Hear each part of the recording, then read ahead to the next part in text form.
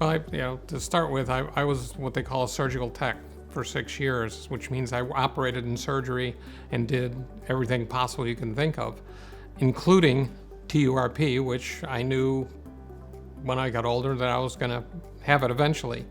And I knew right from the start that no, I didn't want that, So as I got older and the symptoms started coming up, and I got tested, and they said that you have BPH. I was getting up, 2, 3, 4, 5 times a night. You have what you have called urge incontinence, where it's like, oh, I have the urge to go, and boy, there better be a bathroom right there, because no matter how hard you try, you can have an accident. So you're always making sure a bathroom's real close. You also feel like, my wife and I like to go to the theater and everything else, and you're always hearing the sigh behind you as you're standing there forever trying to empty your bladder, and you're standing there for the longest time, and it's like you spend so much amount of your life in the bathroom trying to go, waiting to go, taking forever to go. All of those things were happening, and you don't realize at first how bad they are because they develop over time, and you slowly but surely get used to it. Then when you get something done and it's solved, it's like, oh man, that was really bad for a while, or I didn't realize how bad it was.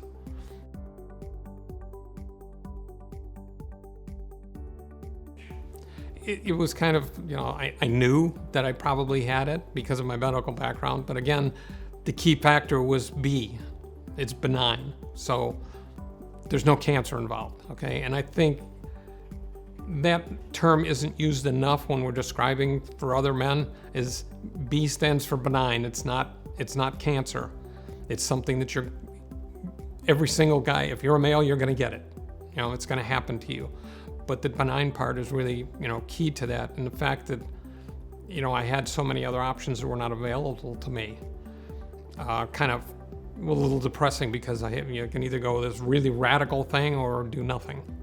Or literally my two options at that time.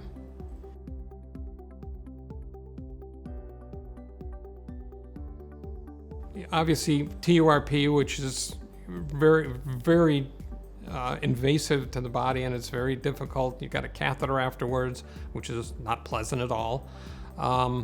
And there's some higher risk of incontinence afterwards.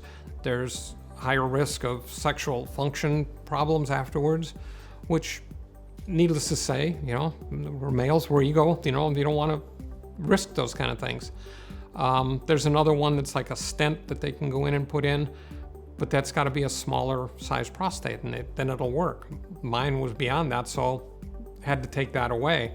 And then, of course, the other big option that there is do nothing, which in some ways, as if really invasive procedure and really sexual side effect functions and everything, maybe I'll just stick with what I got and deal with it. And then so that PAE, once I knew that it was now something you could get, it was like, I'm on this train right now, as soon as I can get it. The day of procedure, it was very simple. Came in, gave me some nice little medicine in an IV, and the next thing I remember is they're saying, okay, we're done. And I remember, Foley was already out and everything, and it's like, okay, I recovered a little bit, let the drugs wear off, and then walked out to my car and went home.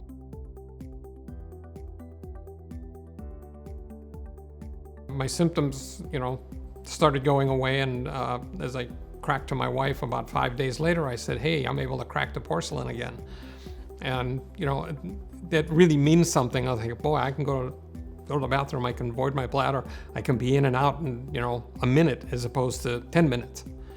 And I'd say that was about 5 days that I really started noticing. And then all of a sudden I'm realizing, like, wow, I only got up once last night. And that was, again, about that 5th day, the reality of what was happening was going on. And then I came back and saw Dr. Wood. I think it was probably a 2-week follow-up or something, 10-day. And he said, you can probably go off your finasteride. And I've been off the finasteride ever since. My results have been fantastic because I'm getting up once, sometimes twice a night, but it's because my bladder's full, not because I have urges or anything. My wife was getting better night's sleep. And also because, I felt more confident again, I started going back to the gym. And since I've had PAE, I've lost 52 pounds. So there's a domino effect to getting this type of procedure done where your confidence is back, you can do more things, and you want to do more things. Because BPH is tied into, the urinary system, but also tied into sexual function. And I think, it's like men talking about erectile dysfunction. They don't talk about it. It's you deal with it. You don't deal with it or whatever. And I think BPH is kind of in that category of, it's going to mess up my sex life. It's going to mess up this. So I don't want to talk about it. Men are really good at denial. And, if I deny it, it'll go away, or it won't get any worse. And I think that's the big reason why we don't talk about it. I'm a healthcare worker. I want to help people. I want other men to have this option. And I think there's a lot of men who won't do this for the ego side of it, but also, there's a lot of sexual side effects between getting a TURP and everything else. And some guys would rather suffer with the symptoms than risk what's going on with a TURP.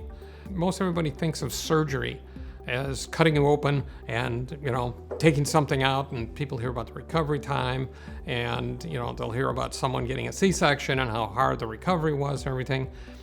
What interventional radiology does is it gets you a little needle stick, either in your wrist or your groin, and they go into the artery and they go in and fix something and they pull a catheter out. So your total recovery is a needle stick, like, getting a shot or something like that. The recovery time is so much better. And, the history is the biggest recovery of any surgery is not the actual procedure, it's the incision that has to heal. So with interventional radiology, you don't have those incisions and everything that you have to heal from. Recommend it, yes. And I'd recommend it, because number one, it's painless. You're not going to go through any major changes or anything else. You're not going to have to go home with a Foley catheter. There's not going to be any bleeding involved. It's that simple. And I would, recommend it because the results are fairly rapid and they are durable. They last. I'm coming up on a year out. The symptoms haven't come back. I'm off one of the drugs that I was on. I'm old enough now that I just got to have some other drugs and everything else. But, and then being able to have the confidence to go back and be able to get back in the gym and lose some weight and go back and walk. And I mean, that's what makes the whole thing worthwhile. Is like you don't realize how much of your life you've lost just by this simple little thing.